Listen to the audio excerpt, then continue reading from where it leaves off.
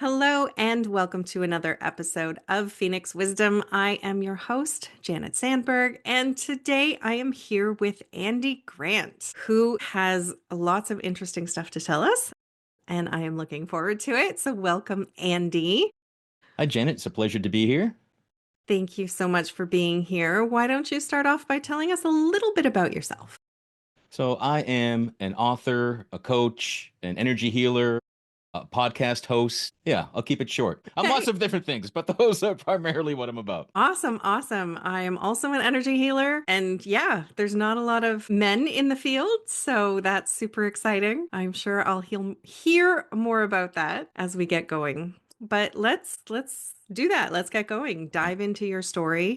Tell us what was going on in your life when you thought that you didn't want to have a life. A very young age for me. The first time I can still remember suicidal thoughts, I was 8 years old. And Okay. it doesn't stand out as the first time I thought it. It's just the first time I remember it. Mhm. So I feel like it's been there for a long time. Yeah. I first attempted to end my life at age 12, multiple times more through high school. I had loving parents.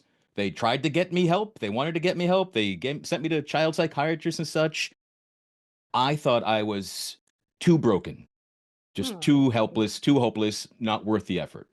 Not until I was 20 did I realize, had some memories of being sexually abused at age 6 by a next door Oh. neighbor.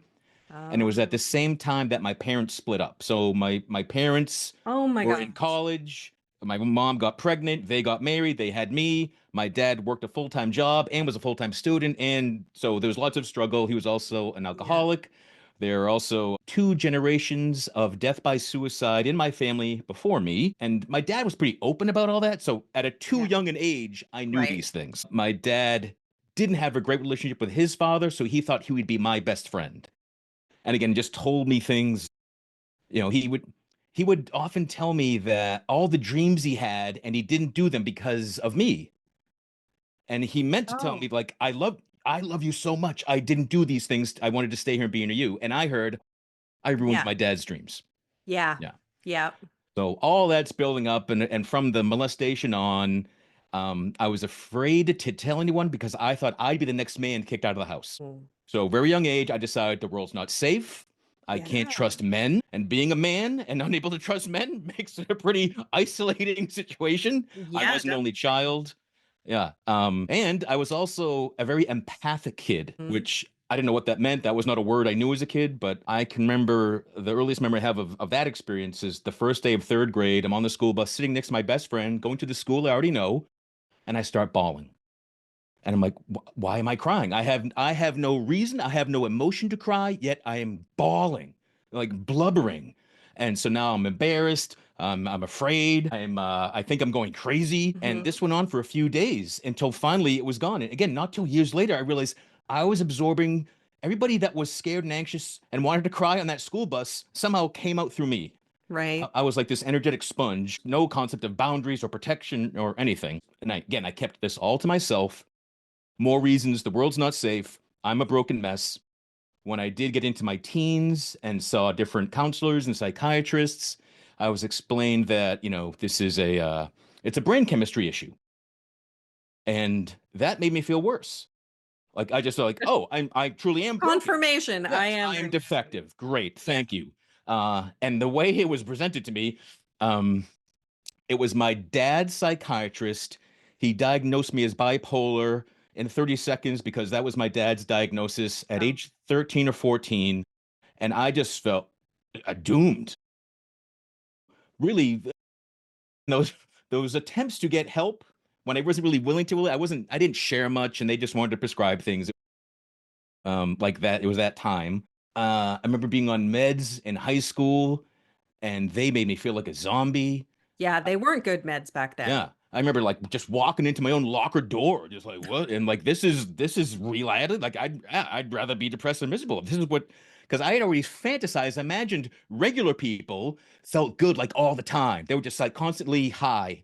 Yeah. Um, I thought everybody was like Ned Flanders. It was Oakley Doakley, everything's great. I thought that was reality, and it isn't, thank God. But I struggled. I kept it to myself. I didn't want help. It wasn't until age 19, I had made another attempt on my life using a means that had already not worked. So I'm like, I realized, all right, I'm just doing the same thing. I'm not good at living. I'm not good at dying. What the hell is wrong? Like, what? And I'm bawling. I'm in the fetal position. And it was the first time that I had a sense of something beyond me. Mm. I felt a comforting energy, and there was a different voice in my head. It wasn't just the critic. It wasn't just, fuck it, do it, kill yourself. It wasn't that voice that I'm used to. It was a much quieter, softer voice. And it said, Andy, if you share your story, the pain will be worth it.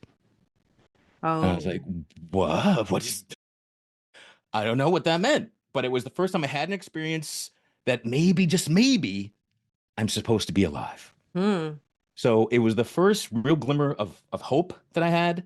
So from that night, I told my mom I was willing to go back into a hospital. I was willing. I engaged, and again, that's when I remembered the molestation. And even then I thought with my that human rational brain, aha, there's the answer. Now I'll feel great because we know the cause. Yeah. And it just didn't work like that. Like all the damage, all the not trusting anybody, all the not feeling safe was still there. Yeah. So it took many more years, decades of personal growth and then spiritual growth to realize I'm not just a meat suit. I'm not just brain chemicals. The secret gets a lot of flack, but that's the thing that opened me up. That was the first time I'd read or heard or anything that I told or I interpreted what doctors told me, that I was at the mercy of my emotions. I was at the Mm. mercy of chemistry. And the secret told me that no, my thoughts control my emotions and I can choose my thoughts. I got deep into the work of Louise Hay and Wayne Dyer and all Yeah. these things, started feeling more empowered, realizing I'm not just this meat suit. I'm not just random collection of chemicals. I can take the reins of my life. So my 20s were way better than my teens. My 30s were way better than my 20s. And my 40s were better than my 30s. And life is still a roller coaster, but my highs are higher and my lows are higher. Does that make Okay. sense? Yeah. Yeah. I was afraid you were going to say your lows were lower, but you Oh, couldn't no. couldn't get much lower than where you were. Yeah. And even like I know I'll never take my life because I couldn't too many times. Like all right, I know that's not the thing. But still it can be the thought. It's that oldest thought. It's so my oldest resistance when life gets tough. I'm like, I should just pack it in. I'm like, Then on the good days I can laugh it off, I can ignore it. And on not so good days, I've got to do work. I've got Yeah. to clear it. I've got to do something. And there have been periods in my adult life when I've chosen not to do anything. And Hmm. I've sat in apathy and depression and kind of dared myself. How low can I go still? And this most recently happened last year. And the realization that made it ended for me, I so wanted to have an experience like I was 19 again. I Oh. wanted to have this magical see the light, like, aha. And as I had that thought, as I realized that, I got a much quieter voice, perception, insight that said, isn't being here enough? I like, okay. And that ended it. But Hmm. like, I had to get sick and tired of my miserableness and decide to take actions again. Right. But I can't wait for life to get better. If it's not great, I have to take actions to make it better. Yeah. Yeah. Yeah. And for a long time, I thought responsibility meant blame. So it took me a long Interesting. time to realize, oh, wait, I can take responsibility. And that's actually the only way I can change anything. Because if I'm truly the victim of other people, I can't change anything. I'm just Right. stuck. So along the way, got into energy work. Everything I now do with clients, with people, is something that I learned that literally saved my life. And I tried lots of things along the way that didn't kill me, but didn't help. I was a card carrying Scientologist for a year because they Oh. were the first people that said, come, you're like us. We know what's wrong and we can fix it.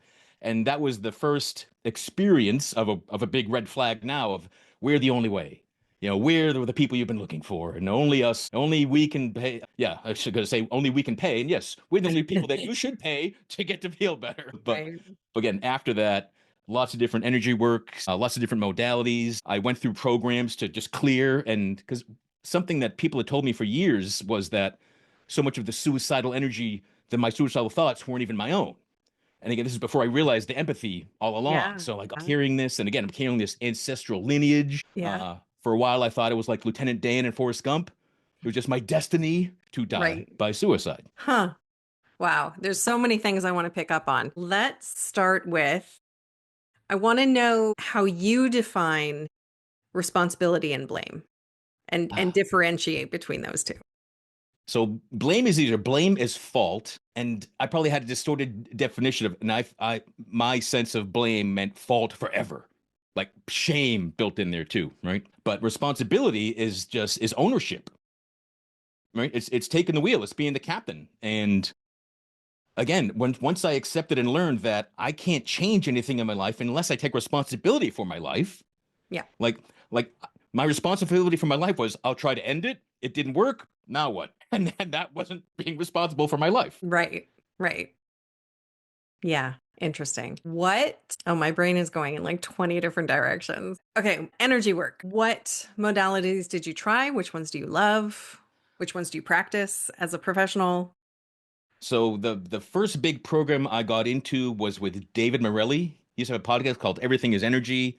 And I did an online he called it a meditation, and we invited light in from our crown, and I felt it, and I felt electrified, and I felt energy coming out of my hands. I felt like Iron Man. And I'm like, this is not what I thought meditation was. Like, what is this? And this is like 2008. I said, Okay. I don't know what this is, but when this guy teaches this, I'm doing it.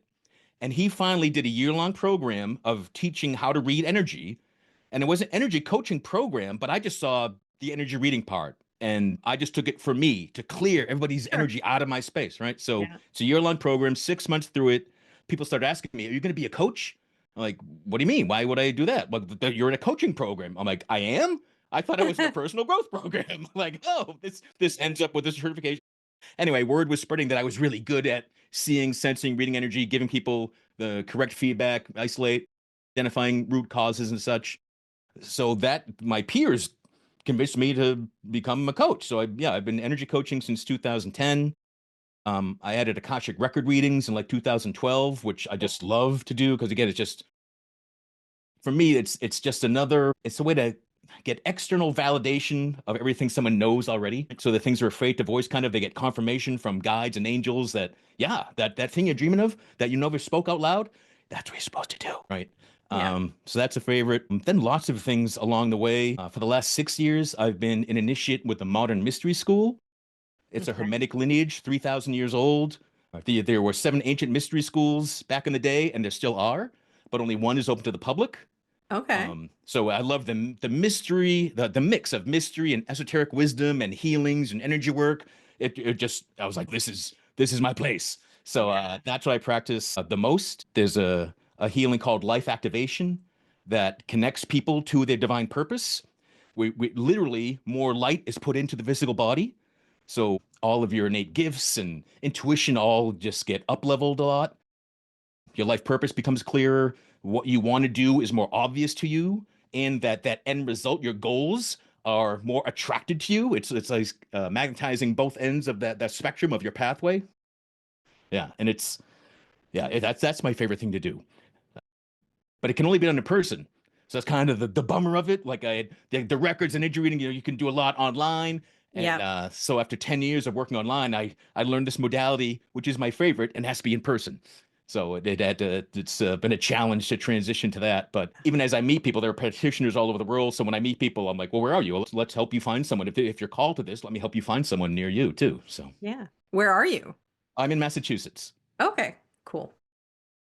Awesome. And there's people who do this like all over the world, Oh yeah. presumably. Yeah. Again, it's been around for 3,000 years. It's been open to the public since 97, but there Okay. are big centers in Toronto, in Brazil, in Japan, in the US. There are practitioners in every state, I'm pretty sure. Maybe maybe the Dakotas doesn't have anybody. Yeah. Yeah. Heavily along the coast. A lot of people I know in Texas, like Minneapolis, they're all over. That's amazing. And I always love having these conversations, not only because it's confirmation that, if you as a listener are going through a dark time, that there is hope, that, so many of us have been there and come out the other side better than ever.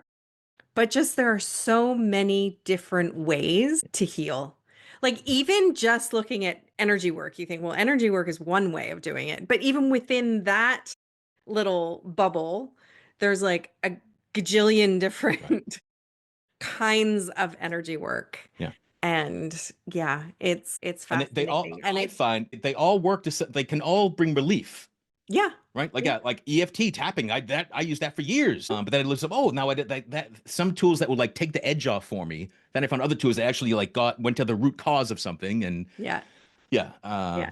from Well, yeah, it was when I just call it all energy work, and yeah. that's why when it moved down, I'm like, it's all magic. Just Yeah. call it that. Well, like I always say, energy work is sort of like a chocolate chip cookie. Like you can look up on the internet or in a cookbook and you will find hundreds and hundreds of different recipes for chocolate chip cookies. Some of them have, a little bit more sugar, some have white sugar and brown sugar, some have, burnt butter or brown butter, and some, there's variations to everything. But in the end, you still get a chocolate chip cookie. Right. And that's kind of like energy work. Like there's Yeah, lots of different ways to do it, but in the and end, that's what matters. It's that end result is what matters. yeah.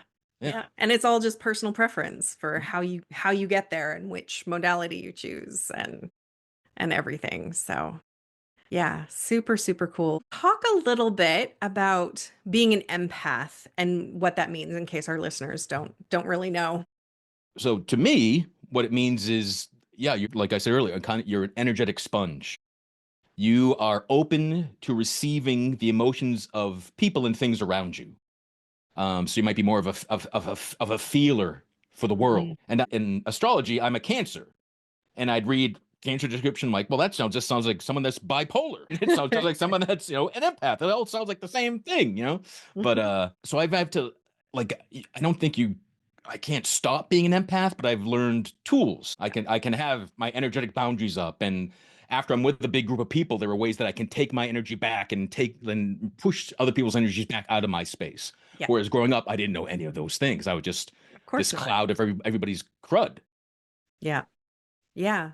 Yeah, and there are a lot of people who sort of feel that way, either they just don't like being around large groups of people for that reason because they pick up on things or they're aware of it, but don't know that that is something that you can learn to control or block or, whatever word you choose to use. So like I've But learned so many different ways to have call up your shields and make a boundary, make energy around you. And yeah, what you what I don't what have I've to live that way, like yeah, living on other people's energy and absorbing that all the time because that it's exhausting. but the talking about the generalities of energy work, what I find to be the simplest definition is imagination is Mhm. energy work. Yes. So if you Yes. imagine a bubble of protection around you, you're doing energy work. And if you imagine, you click your heels 3 times and a gold shield comes up around you, like great. It's your intention, it's your imagination that you create things that protect you.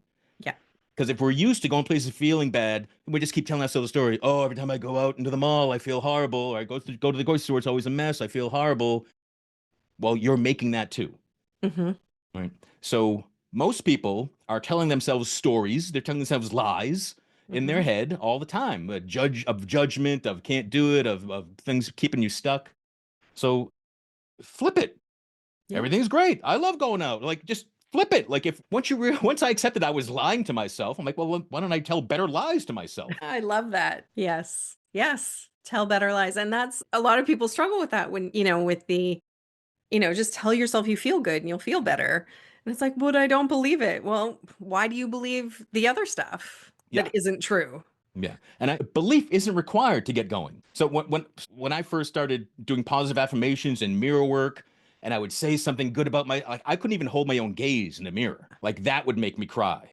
And then I realized, oh wait, this is good. Like the things that I can't do, the things saying I'm a loving, gorgeous person. I'm a hell of a man. Whatever it is, I'm going to affirm, and I can't even say I love you to myself at first. But the emotions that come up get released. Yeah. So, but if I stopped at, oh, emotions come up, oh, this doesn't work, and I stopped, I don't get any further. So affirmations aren't meant to just always feel great. I believe that they're at their best when they cause your crud to come up and get released. If you have an affirmation practice and everything you say is like really easy and simple, it's time to like get some new affirmations. Yeah. Yeah. Yes. Did I see that you wrote a book? I have written a few books. Okay. Actually, the first book I wrote was about positive affirmations, Okay. because I was in a positive psychology class, a year-long program, and the professor said, one thing I can tell you is that affirmations don't work. And I was like, affirmations help keep me alive. So I'm like, it was like almost like a, well, I'll show you that I wrote my first book and I dedicated to him. And because more important than the affirmations are how you do them, what you do with them. And that's why I teach mirror work and holding your own eye contact and writing out affirmations, saying them out loud, not just thinking them, because that's kind Yeah. of, our brain is used to we're used to our lies. So Yes. if your affirmations just become new lies, so that's why you have to find other ways to do them.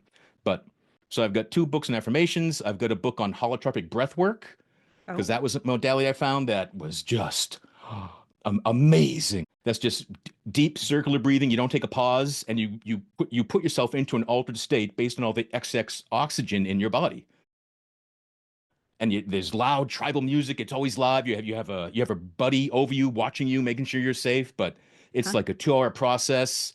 The first time Wow. I did it, I mourned my suicide attempts. I realized I had survived attempted murder and that I tried to murder myself. And I never saw it that way. Mm. And that next morning, I sent a bouquet of roses to my mom and my dad and myself as an apology to the pain I had caused all three of us. Oh, And just things I never would have considered before breathwork. So I've done it like a dozen times since. Always different, always a great release, always healing.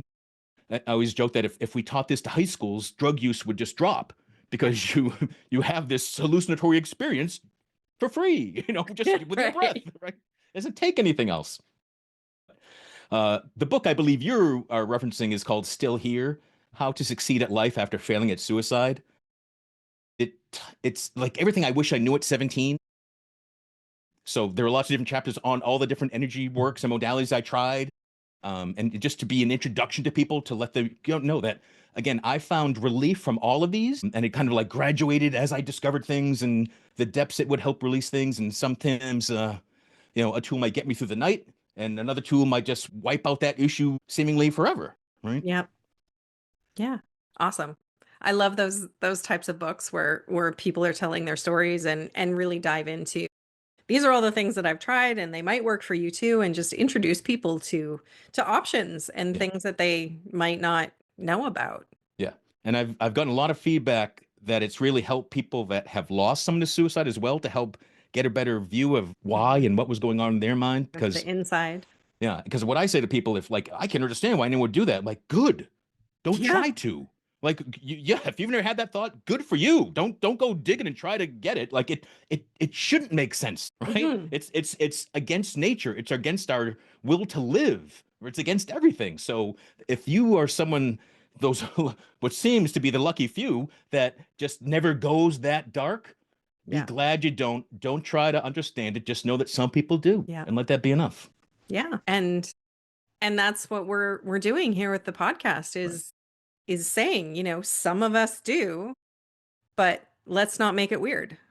Yeah, You I, I know? I believe I believe the best suicide prevention is talking about suicide. Yes. Because when I was Yes. growing up, the only time someone mentioned suicide to me was in a mental hospital. Mm, It's the only time I met anyone else talk about that they had made an attempt that they had ever thought about it. So outside, it seemed unheard of. It was just if I was in a hospital with a dozen people, I'm like, oh, these are the only dozen people that have ever thought like I do, right? right. It just isn't true. No. No.